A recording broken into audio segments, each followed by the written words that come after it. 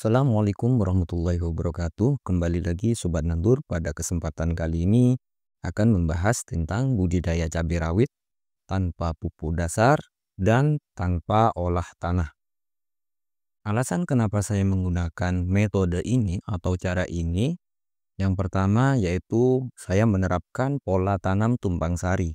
Jadi di satu lahan terdapat dua tanaman, yaitu tanaman cabai rawit dan tanaman jeruk.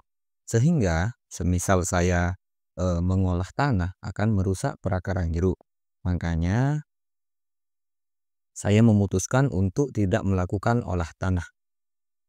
Alasan yang kedua kenapa menggunakan metode ini yaitu hemat di waktu. Maksudnya kita tinggal membersihkan lahannya terus tanam. Jadi sangat hemat tanpa perlu olah lahan, tanpa perlu cara yang lainnya. Jadi bisa langsung tanam sehingga akan sangat menghemat waktu. Yang ketiga yaitu hemat biaya. Tanpa pemberian pupuk dasar ataupun olah tanah, tentu kita akan memangkas banyak biaya.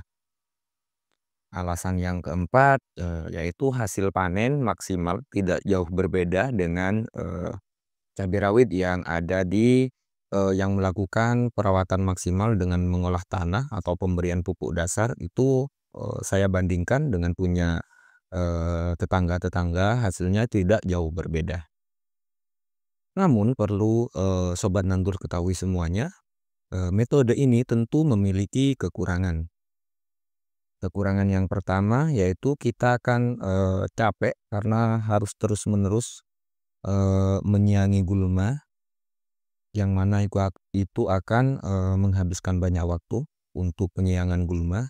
Karena tanpa olah tanah, gulma itu perakarannya tidak terputus sehingga terus bermunculan gulma. Yang kedua yaitu terjadinya pemadatan tanah. Seperti kita ketahui, salah satu fungsi dari olah tanah itu untuk menggemburkan tanah, sehingga ketika kita tidak olah tanah maka akan terjadi pemadatan. Namun itu semua tentu pasti ada solusinya. Bagi teman-teman Sobat Nandur semuanya yang tertarik untuk menggunakan metode ini, silahkan simak dengan baik. Oke, kita lanjut ke caranya atau penerapannya. Yang pertama, sebelum kita menanam, kita perlu membersihkan gulma. Bisa itu menggunakan mesin babat, bisa itu langsung dicabut.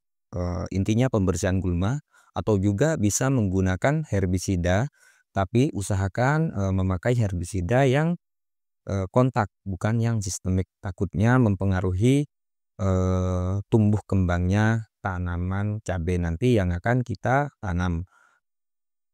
Selanjutnya, sebelum tanam kita perlu membuat lubang tanam terlebih dahulu, bisa menggunakan kayu ataupun alat lainnya. Yang penting kita bisa menanam, menempatkan perakaran di lubang tersebut. Intinya seperti itu. Setelah gulmanya bersih, setelah lubang tanamnya sudah ada, baru kita lakukan penanaman. Nah, di waktu penanaman ini, di 1 HST, 1 hari setelah tanam, yang perlu kita lakukan yaitu melakukan penyepraian dengan bahan ultradat ditambah dengan fungisida dan insektisida. Untuk fungisidanya dan insektisidanya akan saya bahas di video berikutnya. Takutnya video ini terlalu panjang. Atau bisa disesuaikan dengan teman-teman semuanya, biasanya pakai fungisida apa atau insektisida apa, silahkan sesuai kepercayaan atau sesuai kebiasaan teman-teman semuanya. Setelah melakukan penyemprotan, kita perlu melakukan penaburan pupuk yaitu fosfat dengan dosis 1 sendok per batang. Masih di hari yang sama, yaitu kita lakukan pengocoran NPK 1616 sebanyak 4 kg untuk 200 liter air. Nah, 200 liter air itu untuk 1000 batang. Silahkan disesuaikan sendiri, atau per batangnya itu kira-kira 200 mili. Lanjut ke 3 HST, yaitu pemberian kohe atau kotoran hewan. Pastikan kotoran hewannya sudah terfermentasi. ditempatkan di sekitaran, pangkal batang. Untuk dosisnya atau ukurannya bisa memakai satu genggam tangan ya maksudnya. Lanjut ke 4 HST, melakukan penaburan furadan di perakaran dengan dosis 1 cubit. Jadi 1 cubit jari kita taburkan di sekitar perakaran. Lanjut pada usia 7 hari setelah tanam, 7 HST. Kita melakukan spray atau penyemprotan kembali ultradap, fungisida, dan insektisida. Dilanjutkan lagi pada 10 HST, kita melakukan penyiangan rumput di sekitar perakaran cabai. Lanjut pada 11 HST, kita lakukan pemupukan kembali dengan via kocor. Untuk bahannya masih tetap sama, yaitu NPK 1616, 4 kg dicampur dengan 200 liter air untuk 1000 batang. Lanjut pada usia 15 HST, kita melakukan penyepraian, bahannya masih sama, yaitu ultradap, fungisida, dan insektisida.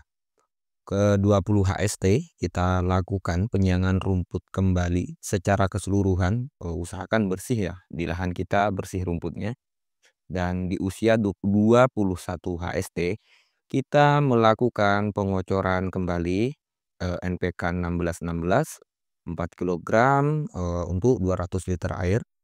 Lanjut pada usia 22 HST, kita melakukan penaburan kapur dolomit dengan dosis 1 sendok per batang. Jadi kita taburkan di bagian batangnya. Lanjut pada usia 25 HST, kita spray dengan ultradap, fungisida, dan insektisida. Di usia 29 HST, kita semprot lagi memakai fungisida dan insektisida tanpa ultradap ya. Jadi di 25 pakai ultradap, di 29 tidak usah memakai ultradap. Lanjut pada 30 HST kita melakukan penyiangan rumput kembali. Setelah melakukan penyiangan rumput, kita cek pH tanahnya. Ketika pH tanah di bawah 6, maka kita harus melakukan pengocoran asam humat dengan dosis 1 kg untuk 200 liter air. Dan per batangnya kita kasih 200 mili. Selanjutnya pada usia 31 HST sampai 60 HST. Nah, di usia 31 ini kita lakukan pemupukan via kocor dengan bahan NPK grower dosis 4 kg 200 liter air untuk 1000 batang. Jadi dari NPK 1616 kita ganti ke grower di usia 31. Lanjut pada usia 35 kita melakukan penyepraian dengan bahan MKP ditambahkan dengan magnesium sulfat, fungisida, dan insektisida. Lanjutkan lagi pada usia 39 kita melakukan penyemprotan fungisida dan insektisida. Untuk usia 40 HST kita lakukan penyiangan rumput. Lanjut pada usia 41 HST kita lakukan pengocoran kembali. Bahannya sama dengan usia 31 yaitu NPK grower 4 kg untuk 200 liter air. Dispray kembali pada usia 45 HST dengan bahan yang sama MKP, magnesium sulfat, fungisida, dan insektisida. Di usia 49 kita penyemprotan kembali menggunakan bahan fungisida dan insektisida. Di usia 50 HST kita melakukan penyiangan rumput kembali. Lanjut pada usia 51 HST kita kocor lagi dengan bahan grower 4 kg 200 untuk 200 liter air. Di usia 55 kita dispray kembali memakai MKP, magnesium sulfat, fungisida, dan insektisida. Di usia 59 kita hanya menyspray menggunakan bahan fungisida dan insektisida. Lanjut pada usia 60 HST kita melakukan penyiangan rumput. Nah, setelah melakukan penyiangan rumput, kita cek pH tanahnya kembali. Jika di bawah 6, maka kita kocor menggunakan asam humat dengan dosis 1 kilogram untuk 200 liter air. Lanjut pada usia 60 HST sampai 90 HST. Mungkin akan saya persingkat ya untuk bahan-bahannya. Untuk di usia 61 memakai kalsium nitrat 4 kilogram untuk 200 liter air. Di usia 65 dispray dengan MKP dan magnesium sulfat, fungisida dan insek. Usia 69 kita spray fungisida dan insek. Usia 70 hari kita melakukan penyiangan rumput kembali. Usia 71 kocor dengan KNO3 putih 2 kg ditambah dengan grower 4 kg untuk 200 liter air. Di usia 75 kita spray dengan MKP, magnesium sulfat, fungisida dan insek. Usia 79 kita spray menggunakan fungisida dan insektisida. Di usia 80 kita melakukan penyiangan rumput. Usia 81 kita kocor dengan KNO3 putih 2 kg, grower 4 kg untuk 200 liter air. Di usia 85 kita spray dengan MKP plus magnesium sulfat dan insektisida sekaligus fungisida. Di usia 89 kita spray menggunakan fungisida dan insektisida.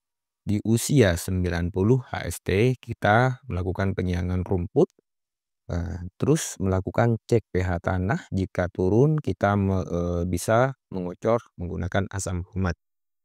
Untuk usia 91 HST sampai setelah panen, bahannya sama dengan metode yang dipakai pada usia 60 HST sampai 90 HST. Bahannya sama, silahkan diurutkan sendiri bagi teman-teman. Untuk video tentang fungisida dan insektisida yang saya pakai akan diupload di video berikutnya. Karena takutnya ini akan terlalu panjang. Sekian dulu dulur, tanaman sehat, harga bersahabat, kurangi sambat. Assalamualaikum warahmatullahi wabarakatuh.